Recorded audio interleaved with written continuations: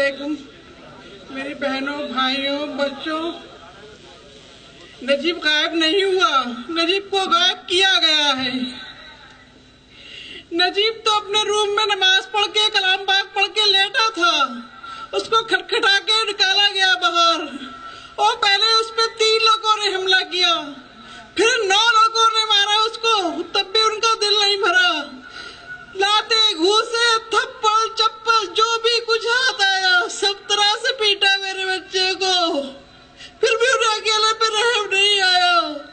Call करके और लड़कों को बुलाया, बचाने वालों ने उसे ले जाके नाक से मुंह से खून बह रहा था, बाथरूम में मुंह धोने के लिए ले गए इसको, वहां भी बैठ गए, पहुंच गए बच्चे अंदर, वहां भी उसको बहुत मारा।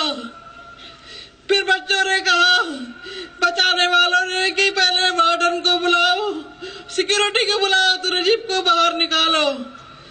सिक्योरिटी आई, वार्डन आया, लेकिन नजीब को आगे कर दिया गया, पीछे सिक्योरिटी और वार्डन था।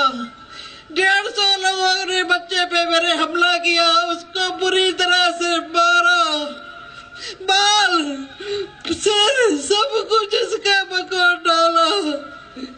मेरे बच्चे ने फिर भी उफरेगी और माफी मांगता रहा कि मुझसे गलती हुई है तो मुझे माफ कर दो, लेकिन बस जालिमों ने नहीं सुनी और मेरे बच्चे को लगातार ऊपर से लेके नीचे तक मारते हुए लाए, हॉस्टल तक, वार्डन के रूम तक मारते रहे।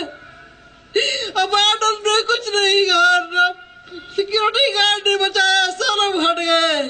जब मैंने उनसे सवाल किया क्यों किया आपने, तो कह रहे मैडम 150 लोग थे, हम क्या करते, बताए मेरे बच्चे का क्या किया होगा इन लोगों ने। मैं बार बार जब ये याद करती हूँ मेरा कलेजा फट जाता है। मेरा बच्चा तो घर में भी कभी किसी से उफ नहीं करता था, छोटे भाई में भी कुछ कह देते थे तो हंस के टाल देता था।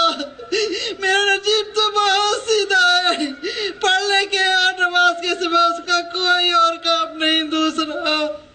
उसके बाद उसके बच्चे कुछ बचाने वाले उसको ले जाते हैं सफदरजंग हॉस्पिटल, वहाँ कहा जाता है पहले पुलिस FIR करो तो हम मेडिकल करेंगे।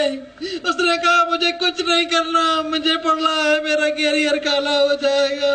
उसने कोई कंप्लेंट नहीं की, वहां से मुझे फोन किया, अम्मी मुझे हॉस्पिटल लाया गया है। मैंने पूछा क्या हुआ तुम्हें, कहने लगा अम्मी मुझे मारा पीटा गया है, इन लड़कों ने मुझ पे हमला किया है। मैंने बताओ कहाँ लगी है चोट तुम्हें, अम्मी परेशान मत हो मैं ठीक हूँ कह के फोन रख दिया। उसके बाद मैंने उसके रूम पार्टनर को फोन किया क्या हुआ मेरे बच्चे को। उसने कहा आंटी आप घबराए ना, नजीब ठीक है, उसको हॉस्पिटल लाए लेकिन मेडिकल नहीं करा रहा है, वो आपके पास आना चाहता है, वो हॉस्टल नहीं जाना चाहता। मेरा बच्चा अम्मी अम्मी कह के मेरे पास आना चाहता था, उसको रोको संभालो, अम्मी आ रही है उसके पास।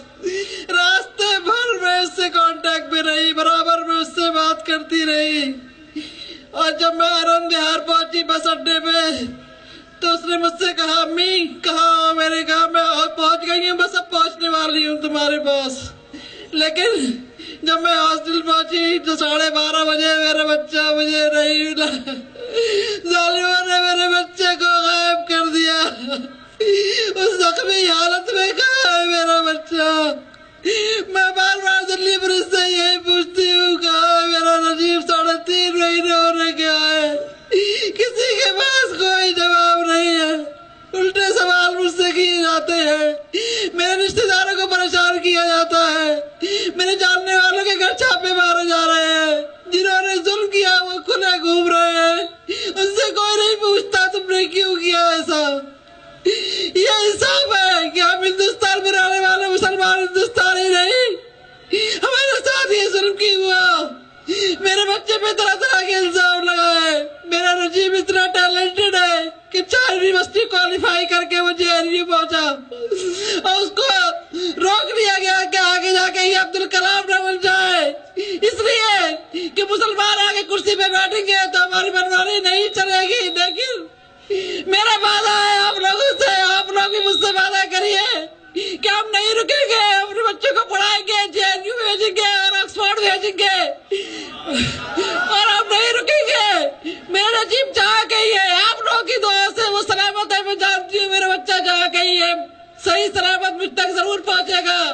آپ لوگوں کی آواز اللہ کے دربار میں ضرور ایک دن قبول ہوگی, وہ بچوں کو میرے واپس کرے گا.